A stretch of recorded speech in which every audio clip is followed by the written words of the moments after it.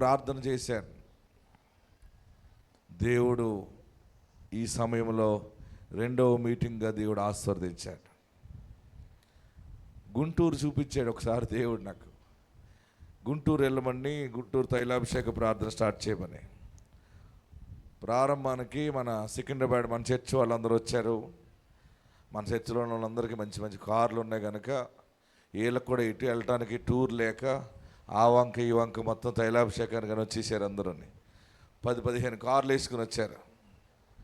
మా పాస్టర్ గారు prayer meeting పెడుతున్నారని అందరూ వచ్చారు. అందరితో కలిసి అక్కడ తైలాభిషేక ఆరాధన పెట్టాయి.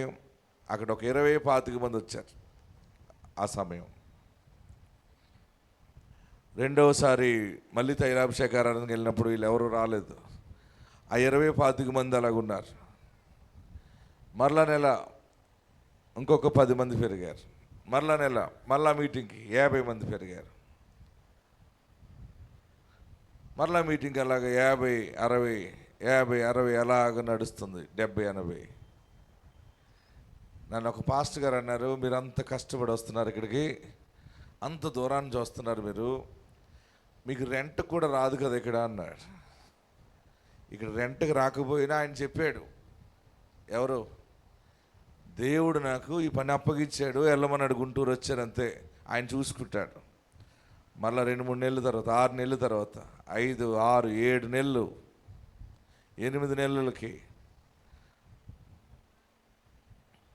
కొందరు అన్నారు, ఇంక ఇది క్లోజ్ చేసేద్దాం, వేరే చోట పెడితే బాగుంటుంది కదా అన్నారు.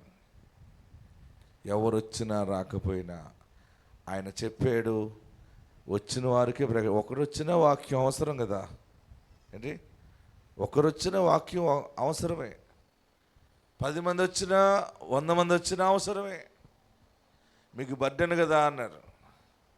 నువ్వు అలా వదిలేసేయి, అది జరుగుతుంది అంతే.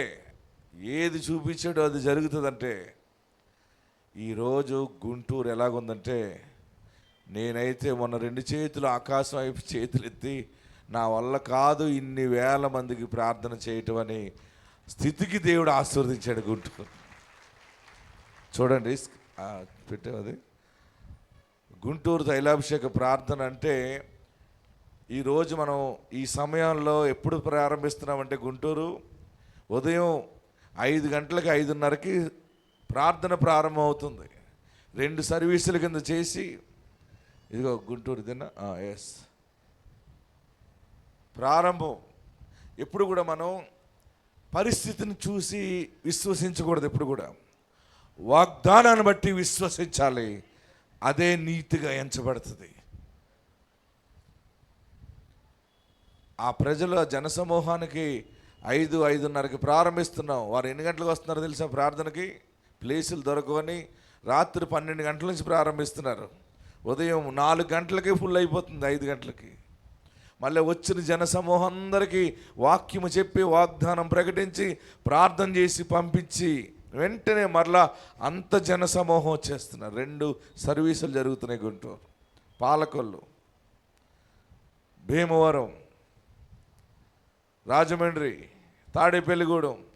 అంటే ఎందుకు ఈ మాట చెప్తున్నానంటే, మీరు ఇవన్నీ కూడా చూడొచ్చు.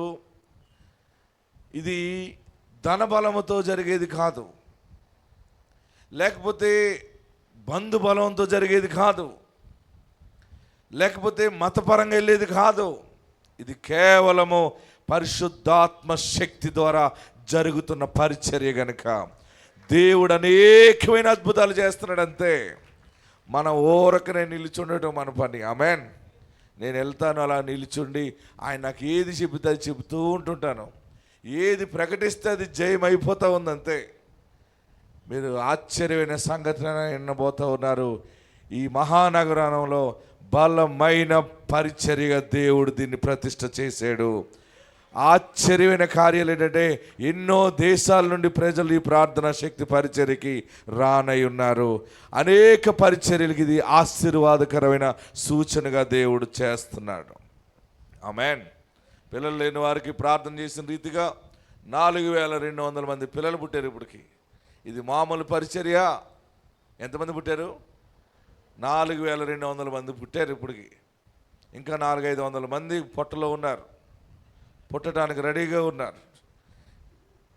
ఇప్పుడు అందరూ కూడా కవల పిల్లలు పుడుతున్నారు, చూస్తున్నారా? ఇగో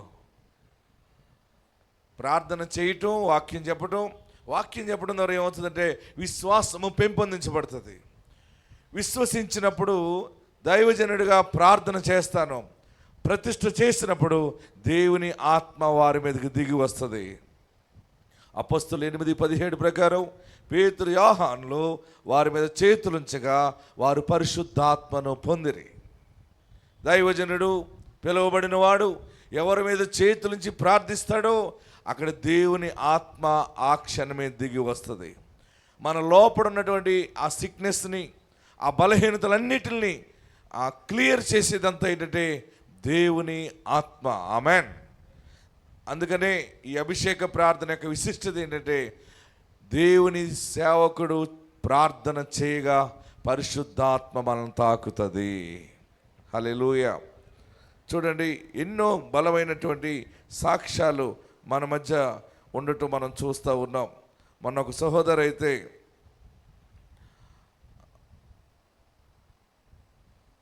ఐవీఎఫ్ చేయించుకుంది. 10 లక్షలకు వచ్చేయింది. వాళ్ళకి ఎంతకు వచ్చేయింది? 10 లక్షలకు వచ్చేయింది. మొదటిసారి చేయించుకుంది, మళ్ళీ చేయించుకుంది.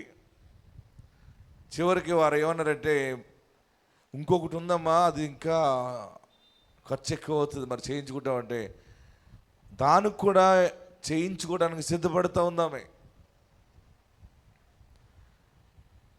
మనసు చెదిరిపోయి బాధలో ఉన్నప్పుడు రావులపాలెం జరుగుతున్న ప్రార్థనకు వచ్చారు వాళ్ళు. రావులపాలెం జరుగుతున్న ప్రార్థనకు ఎవరో చెప్పారు, వచ్చారు. అయ్యా మాకు పిల్లలు పుట్టరని చెప్పారు డాక్టరు. తర్వాత ఐవీఎఫ్ చేయించుకోమన్నారు, చేయించుకున్నాం, అయినా కాయలేదు. మళ్ళీ చేశారు, మళ్ళీ కాయలేదు. అసలు మాకు సంతానం యోగం అనేది లేదేమో. మీరు ప్రార్థన చేస్తే చాలామంది పిల్లలు పుట్టారంట, మరి మాకు వరకు ప్రార్థన చేస్తారా అంటే నేను అన్నాను, ప్రార్థన చేస్తాను రండి అని చెప్పి వారి మీద చేతులుంచి నూనెతో ప్రతిష్ఠ చేసి నేను అన్నాను, దేవుడు నీకు గర్భం ఇస్తున్నాడు, మగబిడ్డను ఎత్తుకుని వస్తావు పో అని పంపించేశాను. పోనకపోతే వెళ్ళలేదు జనాలు. వెంటనే గర్భం వచ్చింది. గట్టిగా హల్లెలూయా చెప్పరే. గర్భం రావటం మళ్ళీ 7వ నెల 8వ నెల అప్పుడు కూడా స్టేజ్ దగ్గరికి వచ్చేసింది. దేవుడు నీకు మగబిడ్డని ఇస్తాడన్నాక దేవుడు ఇస్తాడులేరా అంటే ఈ నెలలోనే, ఇప్పుడు ఇది ఆగస్ట్ కదా, జూలైలో లాస్ట్ 15 days బ్యాక్ మగ పిల్లోడు పుట్టాడు. చూడండి ఆ పిల్లోడిని స్క్రీన్ మీద. వాళ్ళ అమ్మ అమలాపురం వచ్చేసింది పరిగెత్తుకుని, ఫోటో పట్టుకుని.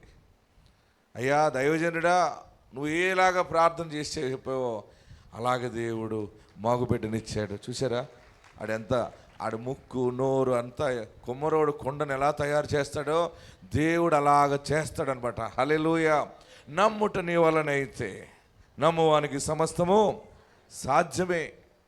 వాళ్ళ అమ్మమ్మ ఏం చెప్పింది వినండి ఒకసారి. మీరు అనుకోవచ్చు ఎవరిదో ఫోటో పెట్టేసారేమో. మనకి ఇలాంటి కార్యాలు ఇది పరిశుద్ధాత్మనికే సాధ్యం. ఇది మనుషులకి మాయలకి రావివి. మన పెదవుల ప్రార్థన దేవుడు ఆలకించి గొప్ప కార్యాలు జరిగిస్తాడు. డాక్టర్ మందండి కూర్చోబెట్టినండు మా పాపనని, ఇంకా మీకు పిల్లలు పుట్టరమ్మా, అసలు నీకుంటాయి అసలాగా మీ పిల్లకు ఉన్నాయి, మీ పిల్లకి ఇంకా పిల్లలు పుట్టరు. అసలు రెండు టర్రలు చేసేసాం కదా, 3వది ఉంది ఇంకాను. అదైతే ఇంకా ఎక్కువ రేటుది ఉందండి, 10 లక్షలు అవుతుందంట అండి అది. మరి అది చేద్దామమ్మా అన్నదండి. అంటే దానికి కూడా సిద్ధపడుతున్నాం అండి. మరి మేము అంతరాన్ని మా చెల్లి పేదన చెప్పిందండి. మా బాబాని తీసుకున్నప్పుడు రావులపాలెం వచ్చామండి. మొన్న సంవత్సరం ఆగస్టు 20వ తారీఖుని ఫంక్షన్ హాల్లో రావులపాలెం వచ్చామండి. అప్పుడే ఆపిల్ పండించి మగ పిల్లడు ఉడతాడన్నారండి. అదే దీవెనతోటండి నిన్న మధ్యాహ్నం ఆపరేషన్ చేసి పిల్లోడిని తీసారండి.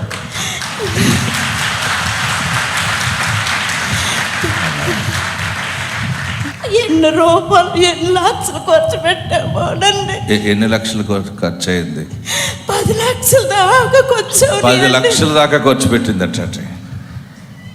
ప్రార్థనా శక్తికి ఎంత కట్టావు? 10,000 హాస్పిటల్కి 10 లక్షలు కట్టేది ఉట్టిదే అయిపోయింది. మరి ఈ సేవ డబ్బుల సేవ, దేవుని సేవ. ఇది దేవుడి సేవ అండి. అందరు చెప్పండి, ఇది దేవుడి సేవ అండి. ఉచితంగా మనం పొందుకున్నాం ఈ వరం. చూడండి, ఎందుకు చెప్తున్నానంటే మీకు, దేవుడు నా తండ్రికి వాగ్దానం చేసి ఇచ్చాడు, నీకు మగబిడ్డని ఇస్తాను, ఇస్సాకు పేరు పెట్టాడు. ఆ వాగ్దానం వచ్చి రావటం, అమ్మ గర్భం ధరించటం, నేను జన్మించటం, ఆ పుట్టిన నాటి నుండి దేవుని సన్నిధిలో నా తండ్రి పెంచాడు. నోటంప్పుడు ఒక బూతు కూడా రాకుండా పెంచాడు. ఎప్పుడు ఒక సినిమాకు కూడా పంపకుండా పెంచాడు. నాటకాలకు వెళ్ళనిచ్చేవాడు కాదు అసలు. ఏంటి ఇంత టైట్ చేసేస్తావు అంటే, బాబా నీకు తెలియదు, ఇప్పుడు ఎంత ఉపవాసం ఉన్నట్టు ఉంటావో అంతగా దేవుడు నిన్ను వాడుకుంటాడనేవాడు. దేవుని ఆత్మ నన్ను తాకే వరకు, నా మైండ్ ఆత్మ సంబంధంగా స్పిరిచువల్గా మెచ్యూరిటీ వచ్చే వరకు వెనకాలే ఉండి ఆయన చాలా భయభక్తులుగా నడిపించటం, ఆత్మ నన్ను తాకిన తర్వాత నా హృదయం తెరవబడటం, ఈరోజు బలమైనటువంటి పరిశుద్ధ పరిచర్యగా దేవుడు ఇందులో నన్ను బలంగా వాడుకుంటూ ఉన్నాడు. హల్లెలూయా. కుకెట్పల్లిలో బలమైన సూచక క్రియలు దేవుడు చేయబోతూ ఉన్నాడు. మీకు ఇంకొక ఇంత చూపించినా, అక్కడ ఒక ఫ్యామిలీ వచ్చి వెళ్ళారండి. వీళ్ళ గురించి మీరు చాలాసార్లు విన్నారేమో. ఈ భార్య భర్తలు ఇద్దరికి ఒక ఆడబిడ్డ ఉంది, కుమారుడు ఉన్నాడు. ఇది చాలా విచిత్రమైనటువంటి, పైకి ఇలా తీసుకురండి. ఇది చాలా విచిత్రం అనమాట. వారు ఏకంగా పొద్దుట సికింద్రాబాద్ ఆరాధనకు వచ్చారు. ఈరోజు వచ్చారని చెప్పి మీకు పరిచయం చేస్తున్నాను. వీరి కుమార్తెకి ఒక కుమారుడు పుట్టాడు, కుమారుడు పుట్టాడు. 6-7 సంవత్సరాలు అయిపోయింది. ఆ కుమారుడు కాలువలో పడి చనిపోయాడు. కుమార్తె కూడా కాలువలో పడిపోయి చనిపోయింది. అంతేనా? పాప బాబు కలిసి ఆ కాలువలో ఆడుకుంటూ పడిపోయారు. చూసిన వారు ఆడబిడ్డను రక్షించారు, మగబిడ్డను చూడలేనట్టున్నారు. వాడు చనిపోయాడు, కాలువలో కొట్టుకుపోయాడు. చనిపోయిన బిడ్డను తీసుకొచ్చారు, ఆ కార్యక్రమం చేసుకున్నారు. 2 పిల్లలు పాప బాబు పుట్టారు కదా అనేసి వారు ఆపరేషన్ కూడా చేయించుకున్నారు. అన్నీ అయిపోయినాయి. 6-7 సంవత్సరాల తర్వాత ఇలా జరిగింది. ఆ గాయము ఆ పిల్లకి ఎవరు తీరుస్తారు? ఆ గాయం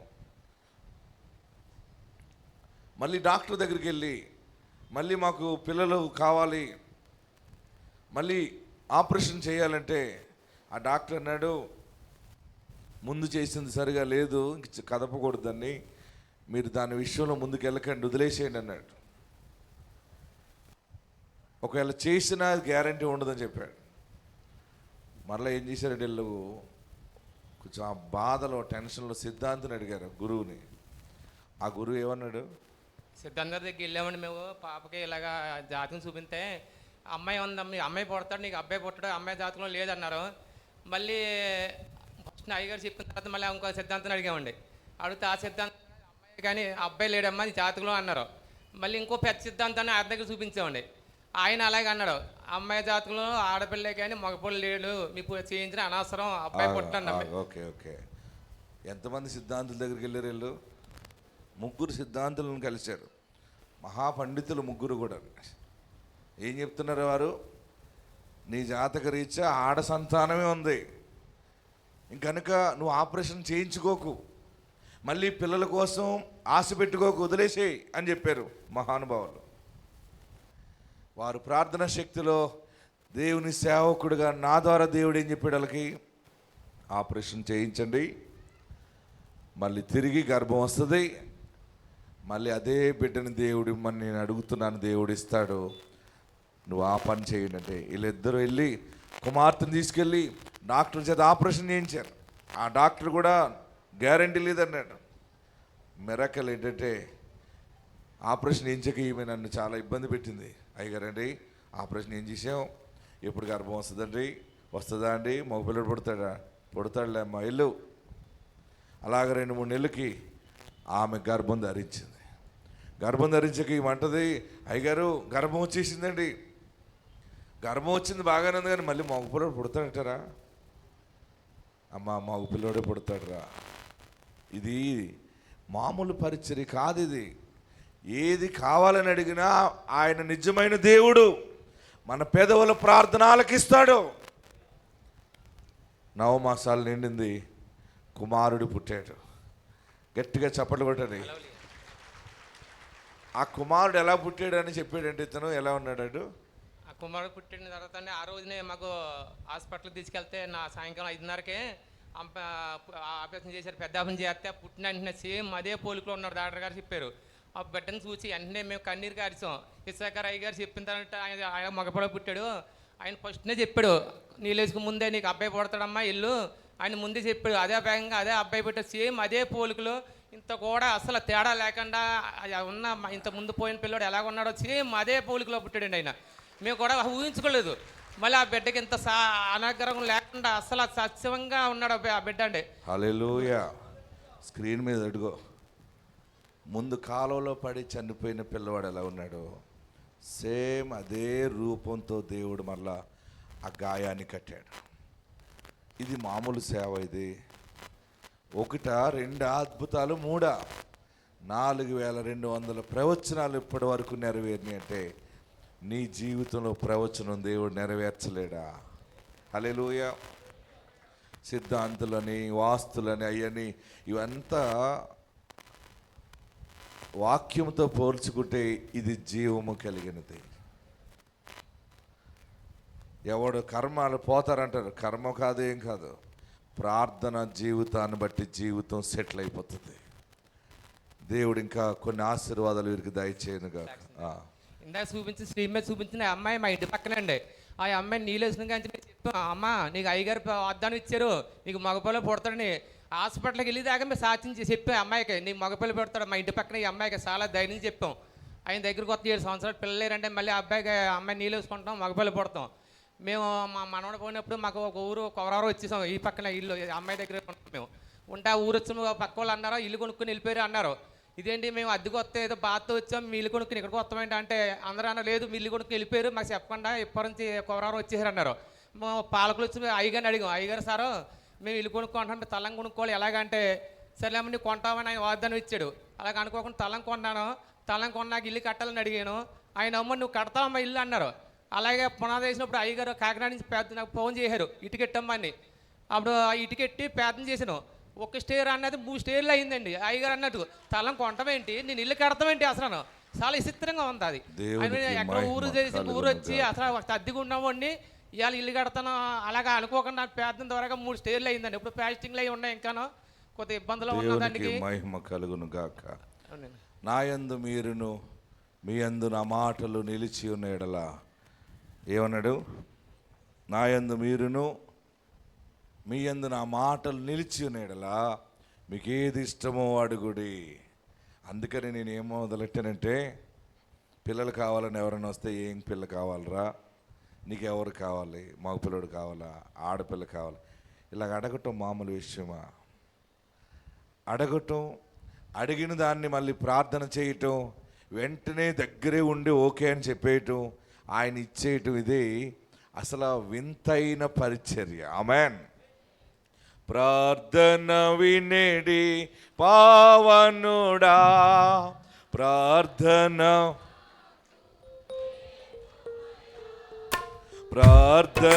వినేడి పావనుడా, ప్రార్థన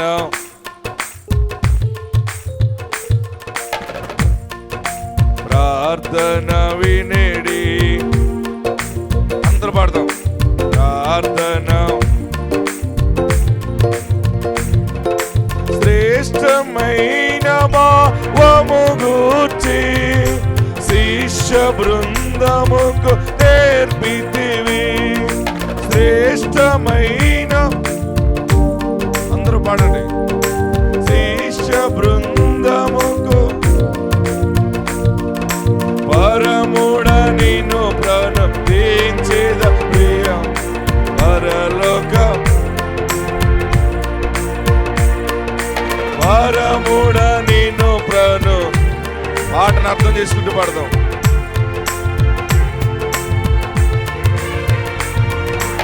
ప్రార్థన వినేడి పావను. మన దేవుడు ప్రార్థన వినేవాడు. పరమ దేవుడా వని తెలిసి కరములెత్తి, పరమ దేవుడా కరములెత్తి శిరమును వంచి సరి సుంకరి, శిరమును వంచి సరిగను సుంకరి. ప్రార్థన వినేడి పావనుడా, ప్రార్థన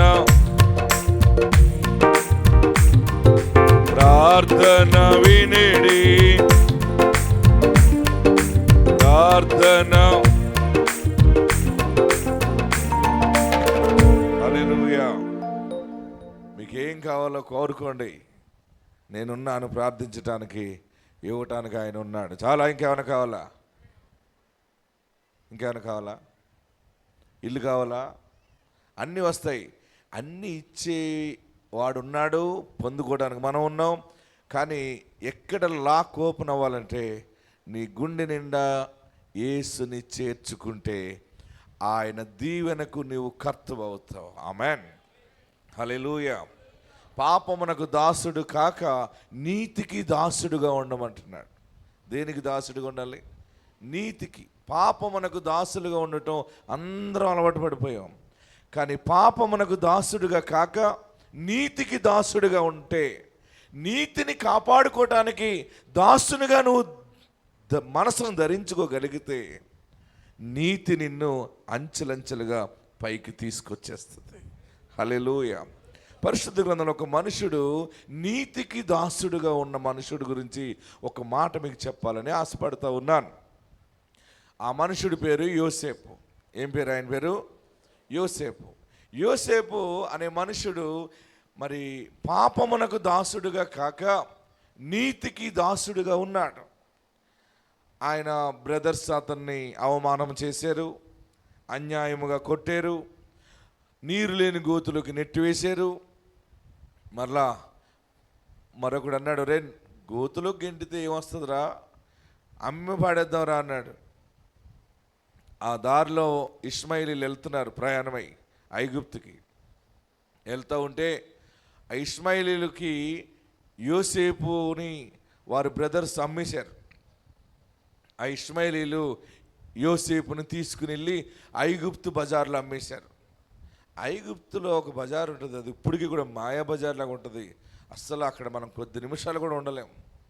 అంత భయంకరమైన మూర్ఖ స్వభావం కలిగి ఉంటుంది అక్కడ. నేను ఆ బజార్ను చూశాను, ఈజిప్ట్ని దర్శించాను. ఆ దారిలో నేను ప్రయాణం చేశాను కనుక యోసేపుని చాలా హింస పెట్టుకుంటూ తీసుకెళ్లారు. వారు ఐగుప్తులో యోసేపుని అమ్మివేశారు. అమ్మివేస్తే యోసేపుని పొతిఫారు ఇంట్లోకి కొనబడ్డాడు. అక్కడి నుంచి మరలా చెరకు వెళ్ళిపోవాల్సి వచ్చింది. లేని నింద మీద పడటం, జైల్లో పెట్టడం జరిగింది. జైల్లో పెట్టినప్పుడు కూడా తను నీతికి దాసుడుగానే ఉన్నాడు. నాకు ఎంత అన్యాయం జరుగుతున్నా పర్వాలేదు, నేను వాగ్దానము కలిగిన మనుషుణ్ణి, ఒక దర్శనము కలిగిన మనుషుణ్ణి, దేవునికి సమస్తము సాధ్యమే, ఆయన నన్ను ఉన్నతమైన ఆశీర్వాదంలో పెడతాడు, అతను ఆయన నాకు ఇచ్చిన దర్శనము నెరవేరుతుంది, నేను ఏ జైలుకి వచ్చినా నా పరిస్థితి ఏమైపోయినా ఆయన నెరవేరుస్తాడని ఒక ఆశతో నిరీక్షణతో యోసేపు నీతికి దాసుడుగా నిలబడ్డాడు. చెరసాలలో నుండి అనుకోకుండా విడుదల కూడా జరిగింది. యోసేపు ఫరోకు వచ్చిన దర్శన భావాన్ని చెప్పటం, ఫరో ఇంత గొప్ప భావం నువ్వు చెప్పగలిగేవంటే నీవు నిజముగా దేవతల ఆత్మ కలిగిన వాడివే, లేకపోతే ఇలాంటి మాటలు నువ్వు మాట్లాడలేవు అని చెప్పి, నా రాజ్యం మీద నిన్ను ప్రధానిగా నిలబెడుతున్నాను, పేరుకి నేను ఉంటాను కానీ అధికారం అంతా నువ్వు నడిపించని చెప్పి 14 సంవత్సరాలకి అగ్రిమెంట్ చేసి ఆయనకు అధికారం అప్పగించాడు. 7 సంవత్సరాలు సర్వ సమృద్ధి పంట పండుతుంది అన్నప్పుడు ఆ పండిన పంట అంతటిని కూడా స్టోర్ చేయటం, 7 సంవత్సరాలు కరువు వచ్చినప్పుడు దాన్ని ఎలా బ్యాలెన్స్ చేయాలో రెవెన్యూ అంతా నువ్వు చూసుకొని చెప్పి యోసేపుకి ఐగుప్తు రాజు ఫరో యోసేపుకి అధికారం అప్పగించటం ఇలా జరిగింది. ఇలా జరిగినప్పుడు ఆయనకి పెళ్లి సంబంధాలు వచ్చినాయి. పెళ్లి సంబంధాలు ఉట్టినే వస్తాయా? ఉద్యోగం సద్యోగం లేదంటే పిల్లనిస్తారు ఎవరైనా?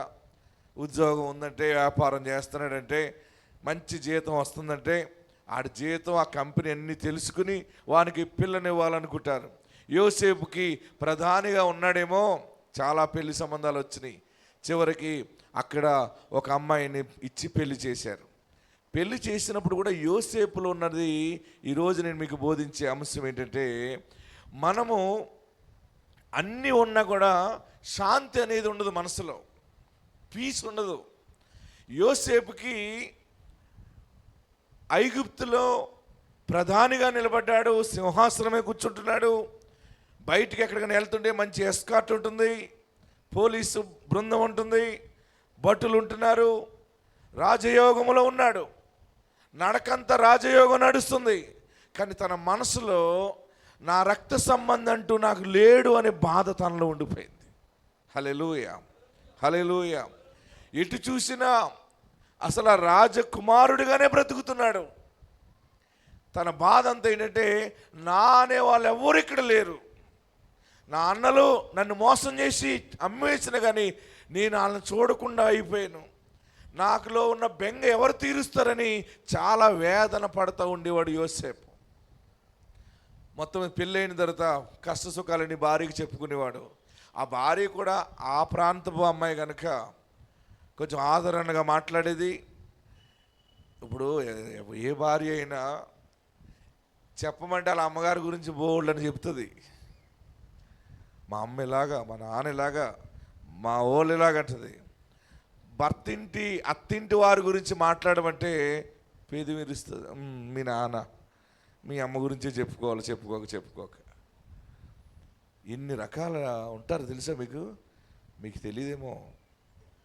అత్తింటి వారి గురించి మాట్లాడాలంటే ఏ కోడలకి ఇష్టం ఉండదు, ఉంటుందా? నేను మాట్లాడాను అన్నవారు హల్లెలూయా చెప్పండి. చూసారా? ఏమైనా మాట్లాడి చెప్తాం ఏంటండి అన్నట్టున్నారు మీరు. యోసేపు భార్య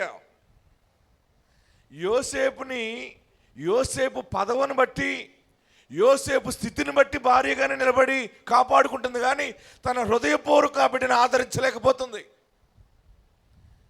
తనని భార్యగానే చూస్తున్నాడు, కానీ ఆయనలో ఆ పీస్ ఆఫ్ మైండ్ అనేది రావట్లేదు. అప్పుడు యోసేపు ప్రార్థన చేశాడు. ప్రార్థన చేసినప్పుడు తన భార్యకి దేవుడు గర్భం ఇచ్చాడు. రండి వాక్యంలోకి వెళ్దాం. పరిశుద్ధ గ్రంథంలో మనం చూస్తున్నప్పుడు ఆదికాండము 41వ అధ్యాయము 51వ వచనం. తన భార్య గర్భం వచ్చినప్పుడు ఆ గర్భములో నుండి దేవుడు మగబిడ్డను అనుగ్రహించాడు. వాక్యంలోకి వెళ్దాం, నోట్ చేసుకోండి. Genesis chapter 41 verse 51. అప్పుడు యోసేపు దేవుడు నా సమస్త బాధను, బాగా గమనించండి, దేవుడు నా సమస్త బాధను, తండ్రి ఇంటి వారిని అందరినీ, బాగా గమనించండి, నా సమస్త బాధను, నా తండ్రి ఇంటి వారిని అందరినీ నేను మరిచిపోవునట్లు చేసినని చెప్పి తన జ్యేష్ఠ కుమారునికి మనష్షే అని పేరు పెట్టెను. ఆగండి, మనష్షే అని పేరు ఏంటంటే మరచుట. నోట్ చేసుకోండి, మనష్షే అంటే ఏంటి? మరచుట. ఆయనలో ఎంత బాధ ఉందో చూడండి. కొడుకు పుట్టినప్పుడు మాత్రం ఆ జన్మఫలము, ఆ గర్భఫలము తన చేతిలోకి వచ్చిన వెంటనే తన తల్లిదండ్రులని, తన అన్నలు, ఆ బాధ, ఆ కష్టము, ఆ ప్రాంతీయ అభిమానము, అన్నిటిని మించిన ఆశీర్వాదము తన బ్లడ్లో నుండి వచ్చిన కుమారుడి విషయంలో దేవుడు తనకి తృప్తినిచ్చాడు. ఆమేన్, హల్లెలూయా. గట్టిగా హల్లెలూయా చెప్పండి. నీతికి దాసుడిగా ఎప్పుడైతే ఉంటామో, బాగా గమనించండి, ఆలోచన చేయండి, పాపమునకు దాసుడుగా కాక నీతికి దాసుడుగా ఉన్నటువంటి యోసేపుని దేవుడు ఎప్పుడు ఎక్కడ హెచ్చించాలో, ఏ స్థానంలో పెట్టాలో పెట్టిన తర్వాత ఆ మగబిడ్డ పుట్టాడు. ఆ మగబిడ్డను చూసుకున్న వెంటనే మొత్తం సమస్త బాధని మర్చిపోయాడటండి. ఈరోజు ఈ వాగ్దానము మీకు ప్రకటించమని దేవుడు చెప్పాడు. ఈ దినము మీకు ఇచ్చే వాగ్దానం ఏంటంటే, ఈ దినము ఆత్మాభిషేకం ద్వారా అభిషేకంలో పాలు పొందిన మీ అందరికీ మీ పాత బాధ, శ్రమ, దుఃఖము సమస్తము దేవుడు కనుమరుగు చేయుచున్నాడు. గట్టిగా చప్పటి ప్రభుని స్తుతించండి. వాక్యంలోకి వెళ్దాం. పరిశుద్ధ గ్రంథం మనం ఈ వాక్యాన్ని ధ్యానిస్తుంటే, నాకు సమస్త బాధను మర్చిపోయేలా చేశాడు. బాధను మర్చిపోవడం అంటే మామూలు విషయమా? మన బాధ పోవాలంటే ఒక్కొక్క స్త్రీ మనసులో పెట్టుకుంటే అది ఒక డిప్రెషన్లోకి వెళ్ళిపోతుంటారు. మగవారు కూడా మనసులో పెట్టుకుంటారు. ఒక బాధని ఎవరు తీయలేరు. మన హృదయంకి కొన్ని గాయాలు ఉంటాయి, బాధలు. అవి పోవాలంటే ఆ బాధను మించిన ఆశీర్వాదము 7 times వస్తేనే కానీ ఆ బాధ మన నుంచి పోదది. మీకు మనసులో ఏదైనా బాధ ఉందనుకోండి, వెంటనే పోతుందా? ఇల్లు అమ్మేసుకున్నావు అనుకోండి, ఒక ఇల్లు కొనుక్కున్నావు, ఆ ఇల్లు అమ్మేసుకున్నావు, అప్పులైపోయి ఆ బాధ ఎంత ఉంటుంది? ఆ ఇల్లు ప్లేస్లో ఇంకో ఇల్లు కొనుక్కున్నావు అనుకోండి, బాధ పోతుందా? చెప్పండి, బాధ పోతుందా? అదే అది అమ్మ, అసలు ఆ ఇల్లు అండి, అబ్బో అది చాలా మంచిది అండి అంటూ మొదలెడతావు. ఆ ఇల్లుని మించి రెండంతల ఆశీర్వాదము కలిగిన ఇల్లు వచ్చిన బాధ పోదు నీకు. 7 అంతల ఆశీర్వాదం వస్తే ఆ ఇల్లు బాధపోతుంది నీకు. హల్లెలూయా, హల్లెలూయా, హల్లెలూయా. గట్టిగా హల్లెలూయా చెప్పండి. ఏదైనా నువ్వు మిస్ అయింది, కోల్పోయింది, ఏమున్నా, ఏ విషయంలో మానసికంగా కృంగిపోతున్నా, ఈ దినము దేవుడు నీకు బయలుపరిచేది ఏంటంటే, నీవు ఏది కలిగి ఉన్నావో దానిలో నుండే దేవుడు నీకు సంతృప్తి, నెమ్మదిని కలగజేస్తున్నాడు. హల్లెలూయా, హల్లెలూయా. మనం నీతిని ఎప్పుడైతే కాపాడుకుంటామో, నీతికి దాసుడిగా ఉండటానికి ఎప్పుడైతే మనం సిద్ధపడతామో, దేవుడు మన చేతుల కష్టాన్ని దేవుడు బ్లెస్ చేస్తాడు, మన బ్లడ్నే బ్లెస్ చేస్తాడు. యోసేపు తన శరీరంలో ఉన్న తన ఏది కోల్పోయినని బాధపడుతున్నాడంటే, అయినా నా రక్త సంబంధాన్ని నేను కోల్పోయాను. భార్య వచ్చింది, భార్య కొంత ఆదరించింది, కానీ ఆయనకి నెమ్మది రాలేదు. దేవుడు తనకి మగబిడ్డనిచ్చాక దేవుడు నా సమస్త బాధను మర్చిపోయేలాగా చేశాడు. అందుకని వీడికి మనష్షే పేరు పెడుతున్నానని మనష్షే పేరు పెట్టాడు. తండ్రి అయిన వాడు, తల్లి అయిన వాడు నీతికి దాసులుగా ఉంటే పిల్లలు సంతానము ఎట్లుంటుందో తెలుసా మీకు? మనష్షే ఎంతగా ఆశీర్వదించబడ్డాడంటే, మనష్షే ఒక గోత్రానికి గోత్రికుడుగా ఉన్నాడు. తన పేరు మీదే గోత్రం వచ్చింది. ఇంకా చెప్పాలంటే ఆయన సంతానములో నుండి 7 రకాల తెగల జనం వచ్చారు. ఎన్ని తెగలు వచ్చారు? 7 రకాల తెగల జనం వచ్చారు. ప్రతి తెగలో నుండి ఒక లీడర్ ఎలాంటి వాడు వచ్చాడంటే, మహా జ్ఞానవంతులు బయటకు వచ్చారు. అందులో నుండి మాకీర్ వచ్చాడు, అందులో నుండి గిలాదు వచ్చాడు. గిలాదు పట్టణము, పర్వతము, ఆయన ల్యాండ్ ఎంత బ్లెస్డ్ ల్యాండ్ అంటది. ఇలా చెప్పుకుంటూ చరిత్ర చూస్తే మనష్షీలు అన్నారు చివరికి.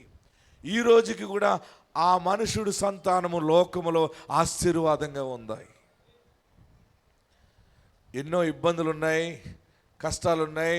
నాకెన్ని కష్టాలు, నాకెందుకు ఈ బాధ, చచ్చిపోతే నయము, ఏదో ఎంతో చేస్తున్నాను, నమ్ముతున్నాను, నాకేం కలగలేదని అనుకున్నావేమో. ఎంత శ్రమ, కీడు అనుభవించేవో అన్ని రెట్ల ఆశీర్వాదము దేవుడు దాచిపెట్టి నీకు ఇవ్వబోతా ఉన్నాడు. మనం మనసు పాడు చేసుకోవాల్సిన పని లేదు. ఒక్క సమయం దేవుడు ఇస్తాడంతే. ఆ టైంలో నువ్వు సమస్త బాధని మర్చిపోతావు. ఏమీ లేనప్పుడే బాధలు ఎక్కువైపోతాయి. తోటిగోడలు ఇలాగన్నది, అలాగన్నది, మా బావగారు ఇలాగన్నాడు, మా ఇంటి ముందు ఆవిడ అలాగంది, మా హాస్పిటల్ అలాగన్నారు, మా ఫ్యాకల్టీలు ఇలాగన్నారు, స్కూల్ ఇలాగన్నారు, కంపెనీలు ఇలాంటి గొడవ, వాళ్ళు ఇలా చెప్పుకున్నారు, అలా చెప్పుకున్నారు. నాకు వింటున్నప్పుడు నా మనసు పాడైపోతుందని ఎన్నో మనల్ని గాయాలు చేస్తూ ఉంటుంటాయి. కానీ దేవుడు నీ సమస్త బాధని మర్చిపోయేలాగా దేవుడు ఈ దినము చేస్తున్నాడు. గట్టిగా హల్లెలూయా చెప్పి కేకలు వేసి చప్పట్లు కొట్టండి. మీరు నమ్మగలిగితే ఈ రోజే అదొక క్లాత్ మీ నుంచి బయటికి వెళ్ళిపోయినట్టుకు వెళ్ళిపోతుంది. అంతే. మనము నీతికి దాసుడుగా ఉండాలి. దేనికి? నీతికి దాసుడుగా ఉండటం అంటే ఇంకా నీతి విషయంలో నా తండ్రి ఎప్పుడు అబద్ధం ఆడలేదు. మా తండ్రి ఎంత విధానంగా బతికేటంటే, మా నాన్నగారు సేవకు వచ్చిన కొత్తలో మైక్ సెట్ లేదు మాకు. మైక్ సెట్ మా ఇంటి ముందు ఒక ఎండి ఆఫీస్ ఉంది, మండల్ డెవలప్మెంట్ ఆఫీస్ ఉంది. అక్కడ రోజు ఒక ఆయన ఆఫీస్లో పనిచేసే అతను నాన్నగారిని చూసి, మూర్తి గారు మీరు చాలా మంచివారండి, మీకు ఏదైనా లోన్ రాయిస్తాను, ఏం కావాలి మీకు అన్నాడు. మాకు ఏం కావాలంటే మాకు చర్చిలోకి మైక్ లేదు, మైక్ కావాలి అన్నారు. సరే అని చెప్పి లోన్ రాయించేసాడు. ఆ లోన్ ఓకే అయిపోయింది. అది 7,500 10,000 అనుకుంటాను లోన్. అది అతను అన్నాడు, అయ్యారండి మీకు లోన్ ఓకే అయిపోయింది అన్నాడు 10 రోజుల తర్వాత. మంచిదండి, చాలా సంతోషం, దేవుని సేవకు ఉపయోగపడుతుందంటే. అయితే మూర్తి గారు ఒక మాట రండి అన్నాడు. ఏంటన్నాడు? మా ఆఫీసర్ దగ్గరికి మిమ్మల్ని తీసుకెళ్ళినప్పుడు ఈ మైక్ సెట్ ఇచ్చి చెక్ ఇస్తాడు కదా, ఆయన అడుగుతాడు ఈ మైక్ సెట్ ఎందుకు మీకు అని అడుగుతాడు. అప్పుడు మీరు ఏం చెప్పాలంటే అద్దెకి తిప్పుతానని చెప్పండి అన్నాడు. దేనికి? రెంట్కి, కిరాయికి తిప్పుతానని చెప్పండి. అంతే. ఆ మాట అలాగంటే సరిపోతే సైన్ చేసి చెక్ ఇచ్చేస్తాడు, మనం డబ్బులు తెచ్చేసుకుని మైక్ కొనుక్కుందాం అన్నాడు. మా నాన్నగారు అన్నారు, అబ్బాబ్బే నేను మైక్ అద్దెకి ఎలా తిప్పుతాను, చర్చిలోకి అని చెప్పాను కదా నీకు, పాటలు పాడుకోవటానికి, వాక్యం చెప్పడానికి, దేవుని సేవ కొరకు అని చెప్పాను కదా అన్నాడు. అవి అలాగంటే మైక్ సెట్ ఇవ్వడండి, అద్దెకి లోన్ ఇవ్వడండి అన్నాడు. ఇవ్వకపోతే మానేసాడు. కానీ ఏంటి? ఇవ్వకపోతే మానేసిపోయాను. అయ్యో అలా అనకండి.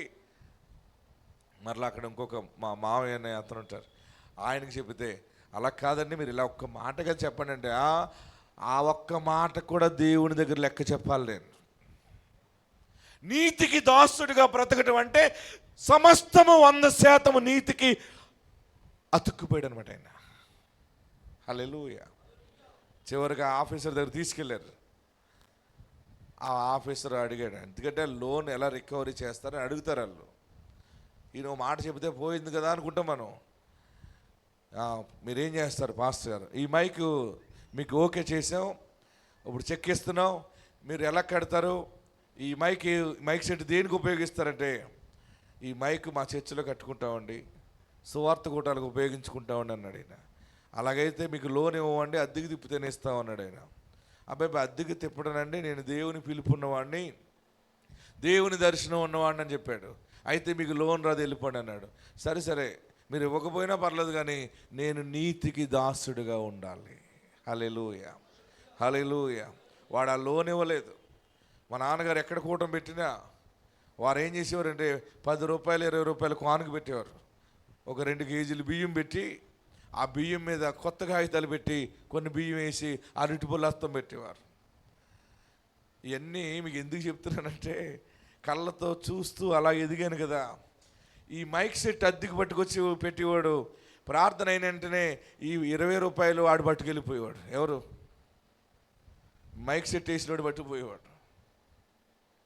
ఆలేళ్ళు కానుకలు ఇచ్చినాయి అన్న 20 రూపాయలు 10 రూపాయలు అంటే అవి వచ్చి,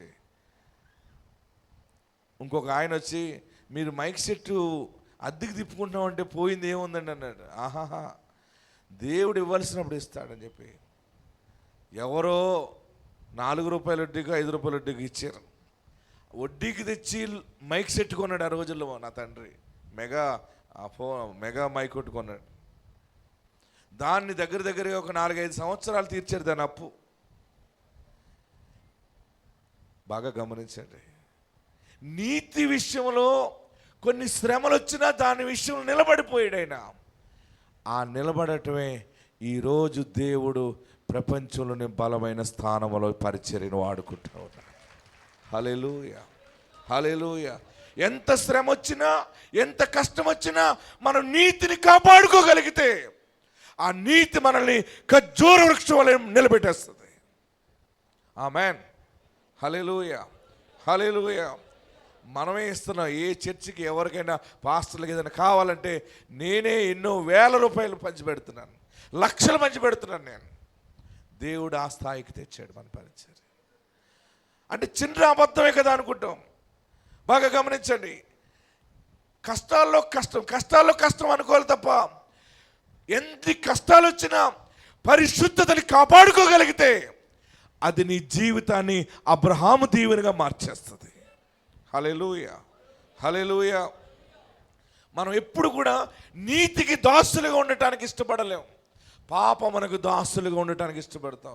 ఈజీయే కదా, ఒక మాట చెప్తే పోయిందే ఉంది, ఇలాగెళ్తే పోయిందే ఉంది, ఈ పని చేస్తే పోయిందే ఉంది, ఆ పని చేస్తే పోయిందే ఉంది, ఎవరు చూసి వచ్చారని అనుకున్నామేమో. కన్నులున్నవాడు చూస్తాడు. హల్లెలూయా. యోసేపు తన జీవితం అంతటిలో, తన యవన కాలంలో, పైగా మంచి యవన కాలం అది, 27, 28, 29 సంవత్సరాల ఏజ్లో ఆయన జర్నీ కరెక్ట్గా 30 ఇయర్స్. ఎన్ని ఇయర్స్ అండి? యోసేపుకి 30 సంవత్సరాలకు వచ్చినప్పుడు ఆయన సింహాసనం ఎక్కి కూర్చున్నాడు అంతే. హల్లెలూయా, హల్లెలూయా. యవన కాలంలో నీకు ఎన్ని శ్రమలు బాధలు ఆవరించినా కానీ దేవుని ఆత్మను కట్టి నువ్వు నీతికి దాసుడిగా నిలబడగలిగితే నీ గర్భఫలము ద్వారా నీ సమస్త బాధలు మర్చిపోయేలాగా దేవుడు చేస్తాడు. నీ బిడ్డ ద్వారా కుటుంబాన్ని ఆశీర్వదిస్తాడు. నీ వ్యాపారం ద్వారా దేవుడు నిన్ను ఆశీర్వదిస్తాడు. అన్నిటినీ మర్చిపోయే అంత ఎత్తైన స్థానంలో నిన్ను పెడతాడంతే. హల్లెలూయా, హల్లెలూయా, హల్లెలూయా.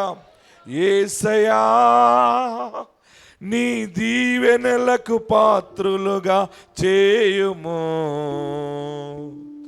నీ పాద సన్నిధిలో నిత్యము లభించెడిని దీవెనలే మాకు పరమధన్యము. పితరుడైన అబ్రహాము విశ్వాసుల తండ్రిగా, ఇసుక ఎంత విస్తార సంతానపు కర్తగా, పితరుడైన పాడదాం.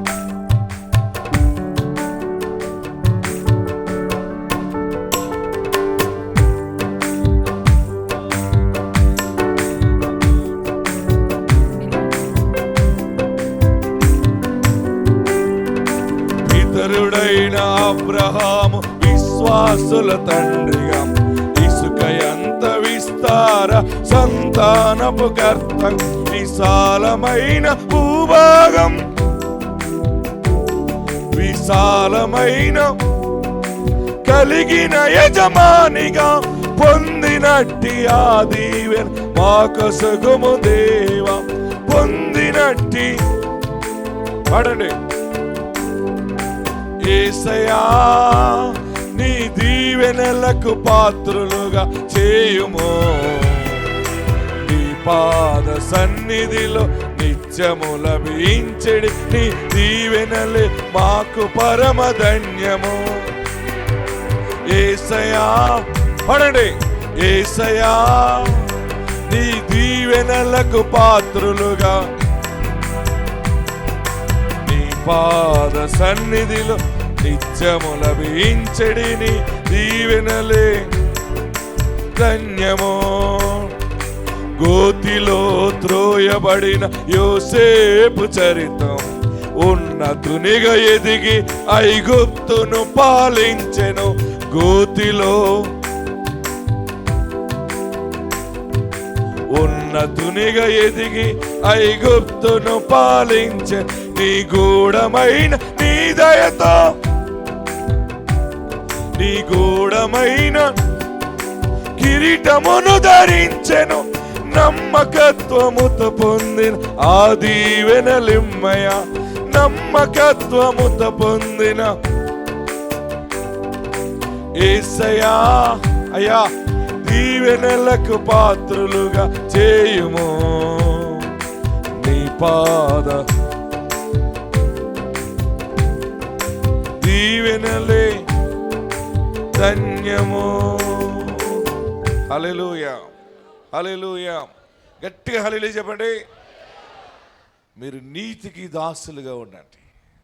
దేనికి దాసులుగా ఉండాలి? నీతి. కష్టంగా ఉంటుంది నీతిగా బ్రతకటం. అబద్ధాలు ఆడకుండా బ్రతకడం కష్టమే. కొన్ని ఇబ్బందులు ఎదురవుతాయి. కానీ ఇబ్బందులు ఎదురైనా నా తండ్రి గురించి ఎందుకు చెప్తున్నానంటే, దేవుడు ఎంతో గొప్ప స్థాయికి తీసుకొచ్చినా కానీ ఆ సాక్ష్యాన్ని మీకు ఎందుకు ముందు పెడుతున్నానంటే, మన దీన స్థితిని హెచ్చించువాడు ఆయనే. హల్లెలూయా, హల్లెలూయా. నీతిని కాపాడుకోగలిగితే నీ కార్యాలన్నీ సఫలమైపోతాయి. నీతిమంతుడని యేసుని గుండె నిండా చేర్చుకుని ఆయనకి తగినట్టుగా జీవించడానికి తీర్మానము.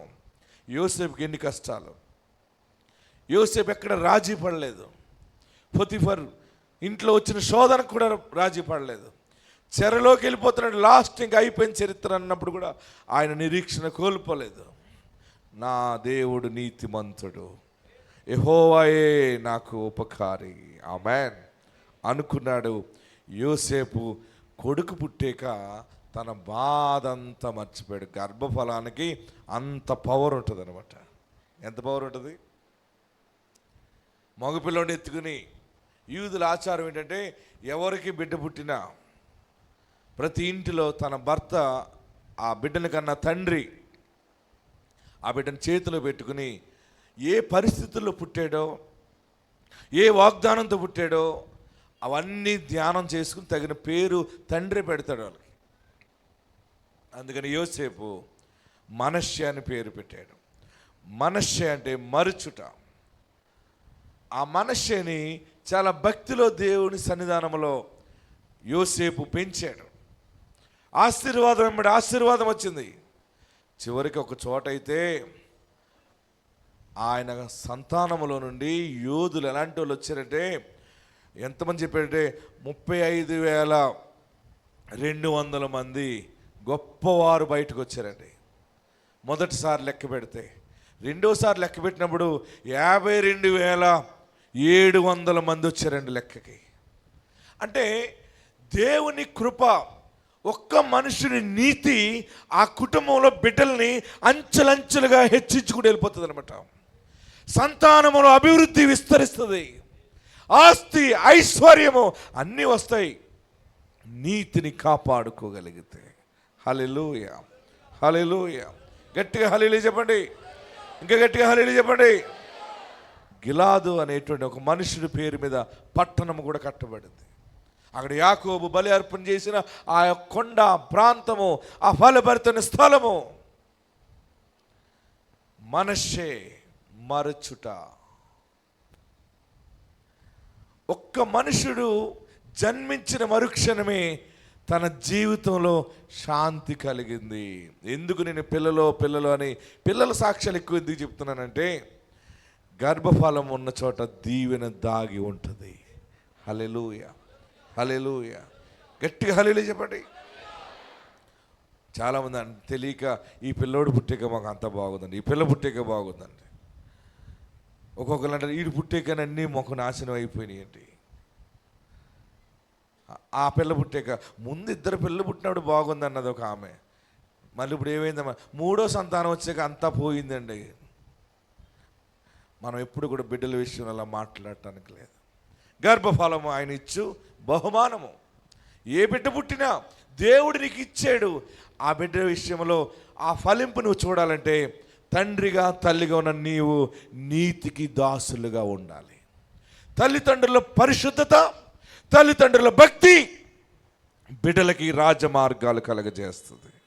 తల్లిదండ్రుల పాపమే, తల్లిదండ్రుల దోషమే బిడ్డల మీద ఏలుబడి చేస్తూ ఉంటుంది. నీతికి దాసుడిగా ఉన్నాడు కనుక యోసేపు తన సంతానములో మొదటి సంతానము మనష్షే పెద్ద వృక్షం అయిపోయాడంతే. అప్పుడు వచ్చింది ఆయనకి శాంతి. ఏమన్నాడు? ఆ మాట చదవండి, ముగించుకుందాం. ఆ పిల్లవాడిని ఎత్తుకుని ఏమంటున్నాడు? నా సమస్త బాధను. అంటే ఎంత బాధతో ఉన్నాడు చూడండి. ప్రధానిగా ఉండి కూడా ఆయనకి బాధ లోపడ. నా సమస్త బాధను నా తండ్రి ఇంటి వారందరినీ నేను మరచిపోనట్లు చేశానని చెప్పి. అసలు నేను ఎలా మర్చిపోతాను?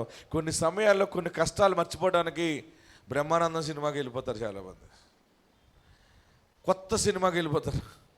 ఏదో కొంత సమయం అన్నీ మర్చిపోవటానికి కామెడీ షో చూస్తుంటుంటాం. ఎంత భయంకరమైన స్థితి. నీ బాధ సమస్తము పోవాలి. ఆ బాధే దీవెనగా సంతోషంగా మారాలంటే నీవు నీతికి దాసుడిగా మారాలి. హల్లెలూయా. నువ్వు క్రీస్తుకి సమీపముగా బ్రతకాలి. శాంతి లేదు చాలామందికి, నెమ్మది లేదు.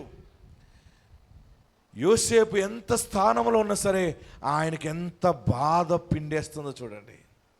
ఎప్పుడైతే ఈ బిడ్డ పుట్టాడో తను అంటున్నాడు, నాకు వాళ్ళ లేరు వీళ్ళ లేరు, ఆ బాధ ఈ బాధ అన్నీ పోయి నాకు నిజమైన స్వాస్థ్యము నా కుమారుడే.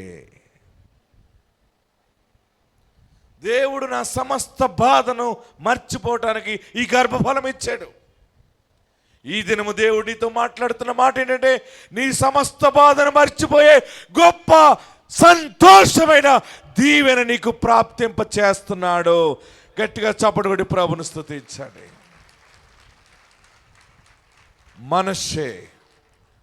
మనషేలుగా అయిపోయింది చరిత్ర. 7 బలమైన తెగలు వచ్చినాయి.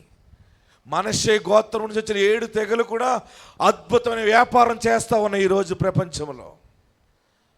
వారు ఎక్కడికి వెళ్ళినా కోట్లకు అధిపతులుగా ఉన్నారు. ఎన్నో సేవా కార్యక్రమాలు మనషే గోత్రికులే ఈరోజు ప్రపంచంలో చేస్తున్నారు. దేవుడు నీ సమస్త బాధను మర్చిపోయేలాగా దేవుడు చేస్తున్నాడు. అందరు తలలు వచ్చండి. అందరు ఎక్కడున్నవారు అక్కడ లేచి నిలవబడి, నీకేం జరగలేదనేది ఒక బాధ నీలో ఉండిపోయిందా? నాకు ఇది జరిగితే బాధ పోతుంది, అది జరిగితే నా సమస్య పోతుంది, నేను తండ్రిని కోల్పోయాను, ఆ బాధ నాకు పోవట్లేదని అనుకుంటున్నావా? బిడ్డను కోల్పోయాను, లేకపోతే నేను మోసపోయాను, భార్యను కోల్పోయాను, లేదా నా ఆస్తి అన్యాయంగా వెళ్ళిపోయింది, నమ్మిన వారందరూ అన్యాయం చేశారు, నా కళ్ళ ముందు ఇంత అన్యాయం జరిగితే నేను ఎలా మర్చిపోవాలి? ఇది జీవితంగా మర్చిపోయేదేనా అని ఒక ప్రశ్నార్థకంగా ఉన్న నీ బ్రతుకుతో దేవుడు మాట్లాడుతున్నాడు. మనషే లాంటి ఆశీర్వాదం నీ జీవితంలో అనుగ్రహిస్తున్నాడు. అది గర్భఫలం అవ్వచ్చు, అది భూఫలం అవ్వచ్చు, అది నువ్వు అడిగినదేదో అదే దేవుడు ఒక మనషే లాంటి ఆశీర్వాదము. ధనమా, స్నేహమా, హోదా,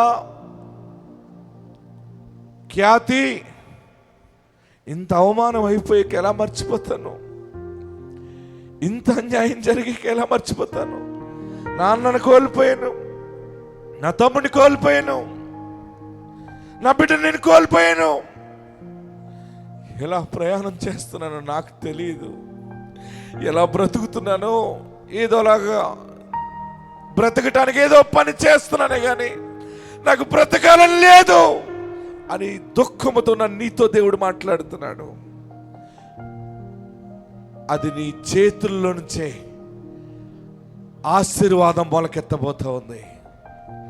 అది నీ కష్టార్జితంలో నుండే అది మొలకెత్తబోతా ఉంది. నీతికి దాసుడిగా ఉండటానికి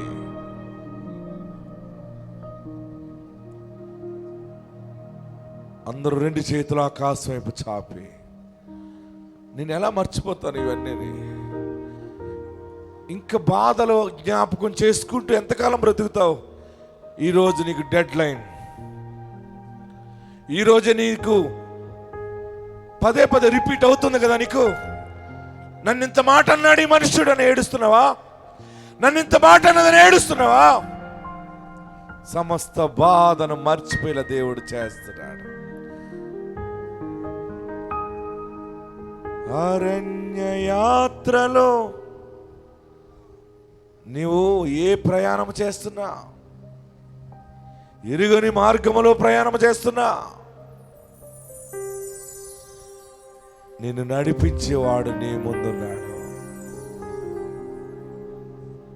చేతులు ఎత్తుదాం, కొంచెం కష్టమైనా సరే నీతికి దాసుడిగా ఉండటానికి తీర్మానం చేసుకురండి. హల్లెలూయా. అందరూ కూడా చేతులు దించండి, నమస్కరించండి, తలలు పైకెత్తండి.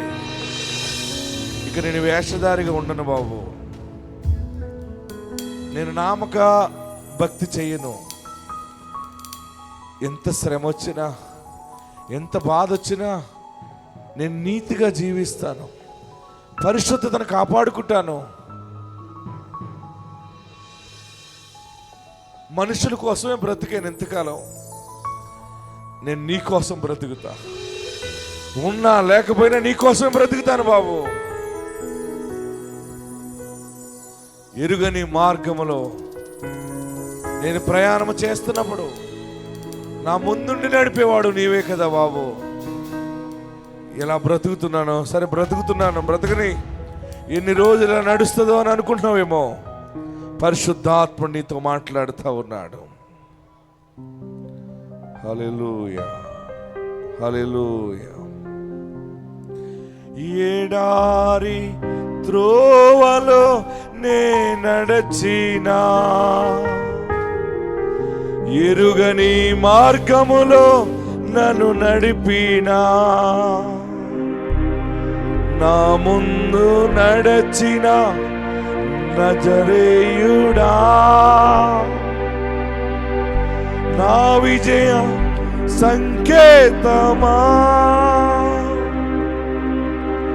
అందరూ కూడా నాది ఎడారి త్రోవలాగానే ఉన్నానయ్యా అని అనుకుంటున్నావా? ఎలా బ్రతుకుతున్నానో, ఏ రోజు ఎలా గడుస్తుందో దేవుడికే తెలుసది అనుకుంటున్నావా?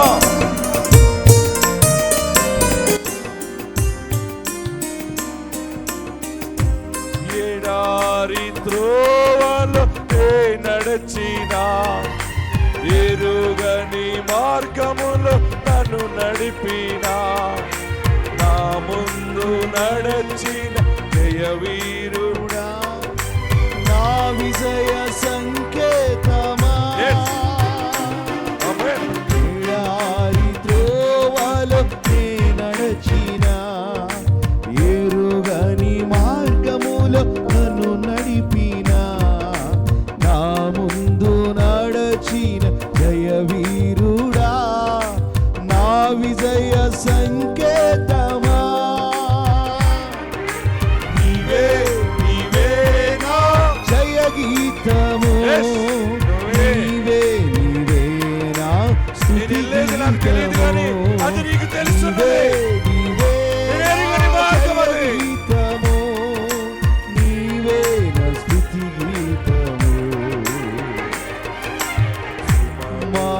మహదానందమే నాలో పరవశమే, ఎడారి నీవు త్రోవలో స్తుతించిన ప్రతి ఎరుగని మార్గమది. దేవుడు నీ ముందు నడుస్తా ఉన్నాడు. మహదానందమే నాలో పరవశమే, నీను స్తుతించిన సంపూర్ణమైన ప్రతి నీ చిత్తమే, క్షణము. సంపూర్ణమైన నీ చిత్తమే. అందరూ పాడదాం.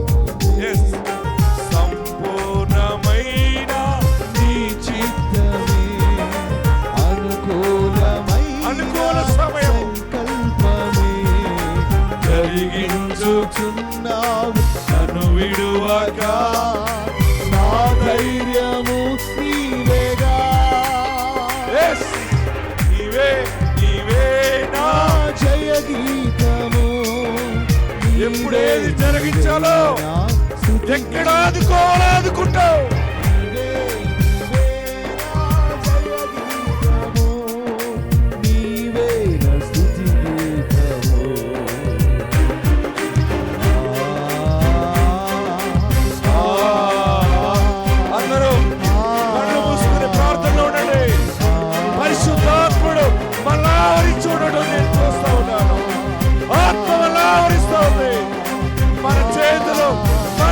ఆశీర్వాదం రాబోతోంది. నీవే నీవే నా ఆనందము, నీవే నీవే నా ఆధారము, నీవే నీవే నా ఆనందము, నీవే నా ఆధారము, నీవే నీవే నా జయ గీతము, నీవే నీవే నా స్తుతి గీతము. ఇప్పుడు చేతులు పైకెత్తుదాం. చివరిగా ఎడారి త్రోవలో నేను నడుస్తున్నాను. ఇంకా లోతుకి వెళ్ళిన తర్వాత డీప్గా ముందుకు వెళ్ళిపోయాక ఎటు దారి లేకుండా ఉన్నా సరే ఎటో ఒకటి నడుస్తున్నాను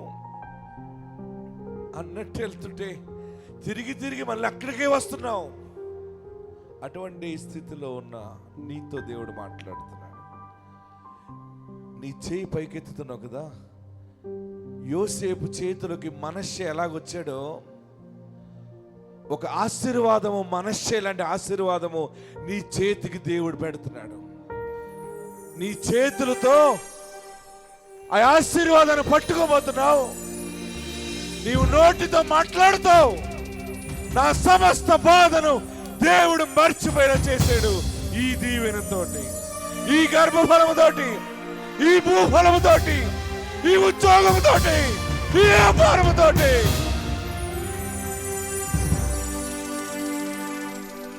ఎడారి ఎడారి ఎడారి త్రోవలో నే నడచినా,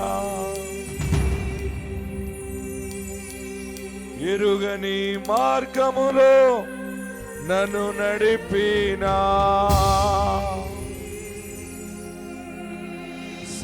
సంపూర్ణమైన నీ చిత్తమే, అనుకూలమైన సంకల్పమే జరిగించుచున్నావు నన్ను విడువక. నా ధైర్యము నీవేగా. నాకేముంది ఇంకా ధైర్యం? ఎవరున్నారు? నీవే నా ధైర్యము. నాకేది లేదు. నా గురించి ఆలోచించేవాడు ఏ మనుషుడు లేడు. ఏ ధైర్యంతో బ్రతకాలి, ఏ ధైర్యంతో జీవించాలి అనుకుంటున్నావేమో, యేసే నీ ధైర్యము. పరిశుద్ధాత్ముడే నీ ధైర్యము. నీ చేతిలో ఆయన మనసే ఆశీర్వాదాన్ని పెడుతున్నాడు. ఆయన